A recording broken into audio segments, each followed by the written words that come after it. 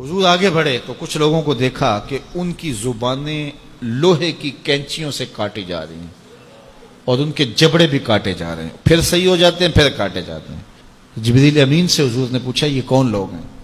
تو عرض گزار ہوئے ہاؤلائی خطباء الفتنہ، یہ آپ کی امت کے فتنہ پرور خطیب ہیں جن کی زبان سے نکلتے ہوئے انگارے قوم میں آگ لگا دیتے تھے اور لوگوں میں تفریق، تشتت اور افتراق کے بیج بوتے تھے۔ یہ منبر اور محراب کی ذمہ داری انتہائی حساس ذمہ داری ہے۔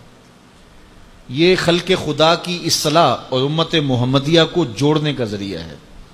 اس سے لوگوں کو بدی سے نکال کر کے نیکی کا راستہ دکھایا جاتا ہے، لیکن اس حساس منصب کو جو نہیں سمجھتے اور اس کو اپنی خواہشات نفس کے مطابق جو منبر و محراب کو استعمال کرتے ہیں، ان کے لیے اتنی سخت وعید کی گئی کہ قیامت کے دن ان کی زبانیں لوہے کی کینچیوں سے کاٹی جائیں گی، ان کے جبڑے کاٹے جائیں گے، پھر صحیح ہوں گے، پھر کاٹے جائیں گے، یہ مسلسل ان کو عذاب دیا جائے گا۔ تو حضور نے پوچھا کہ کون ہیں؟ تو کہا یہ آپ کی امت کے فتنہ پرور خطیب ہیں۔ اللہ اکبر، جو کہتے تھے ان کا اپنا عمل اس پہ نہیں تھا۔ تو اپنا عمل جب خود ہم اس پہ نہیں رکھیں گے تو وہ اثر انداز نہیں ہوگا۔ بعض لوگ ہمارے پاس آتے ہیں، جناب یہ بچہ ہے اس کے لیے دعا کر دیجئے، یہ نماز پڑھے۔ چلو میں نہیں پڑھتا، ہم نہیں پڑھتے، یہ تو پڑھیں۔ تو میں کہتا ہوں یہ کیسے پڑھیں؟ آپ خود پڑھیں، گھر میں مصلی بچھائیں تو خود بخود اولاد کو ترغیب ہوگی۔ ہاں، زندوں سے مردہ، مردوں سے زندہ، ایسی مثالیں بھی ہیں۔ حضرت نوح علیہ السلام کے گھر میں بھی نالائق بیٹا پیدا ہو گیا۔ تو ایسا ہو جاتا ہے، بعض اوقات اچھے لوگوں کی اولادیں بھی بگڑ جاتی ہیں اور بعض اوقات برے لوگوں کی اولادیں بھی اچھی ہو جاتی ہیں، لیکن ضابطہ یہ نہیں ہے۔ یہ کبھی کبھی ہوتا ہے۔ ضابطہ یہ ہے کہ اچھے لوگوں کی اولادیں اچھی ہوتی ہیں، برے لوگوں کی اولادیں بری ہوتی ہیں۔ جو ماں باپ کا عمل ہو اس کا عکس اولاد پہ پڑتا ہے، اچھا ہے یا برا ہے۔ اس لیے ماں باپ کو عملاً اپنے رویے خوبصورت بنانے چاہیے تاکہ وہ منعکس ہوں اولاد میں۔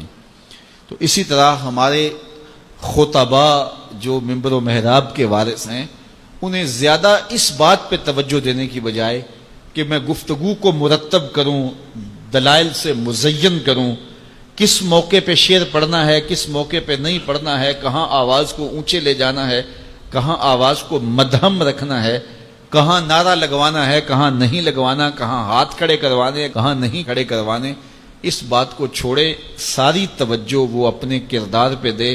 پھر کردار کے اندر سے پھوٹ کر جو گفتگو نکلے گی وہ ٹوٹے لفظ بھی ہوں گے، دلوں کو جوڑ دیں گے۔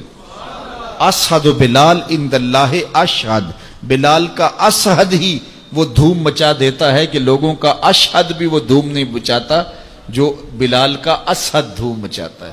اس لیے ہمیں زیادہ توجہ اپنے کردار کی طرف دینی چاہیے۔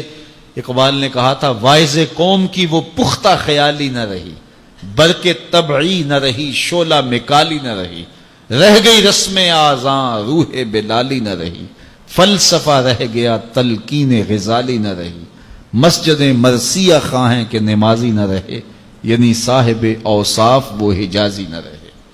تو آج ہماری گفتگو تو زیادہ ہے، جتنے چینل چل رہے ہیں، یہ ماہر سے عام آئے گا تو کیسے کیسے نکلیں گے دین سکھانے والے۔ اب تو سارا سال جو لوگوں کو ڈانس سکھاتے ہیں، رمضان میں وہ دین سکھانے آ جاتے ہیں، اور کیسے کیسے روپ اور کیسے کیسے چہرے جو ہیں وہ میڈیا کے اوپر بیٹھے ہیں، وہ سارے دین سکھا رہے ہوتے ہیں، لیکن کوئی ایک بھی نہیں سیکھ پاتا، اس لیے کہ دین لفظوں سے نہیں سکھایا جاتا، دین عمل سے سکھایا جاتا ہے۔ میرے اور آپ کے آقا و مولا کی ظاہری زندگی اس دنیا کے اوپر جو حضور گزار کے گئے ہیں کتنی ہے؟ 63 سال۔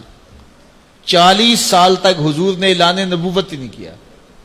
یار کسی کی ذمہ داری ہے پوری دنیا کے اوپر اسلام غالب کرنا، حضور کا یہی کام تھا نا، پوری دنیا کے اوپر اسلام کو غالب کرنے کے لیے آئے تھے، اور تیزی کے ساتھ وقت گزر رہا ہے۔ 40 سال گزر گئے، ابھی تک دعوت دین ہی نہیں دی، اعلان ہی نہیں کیا۔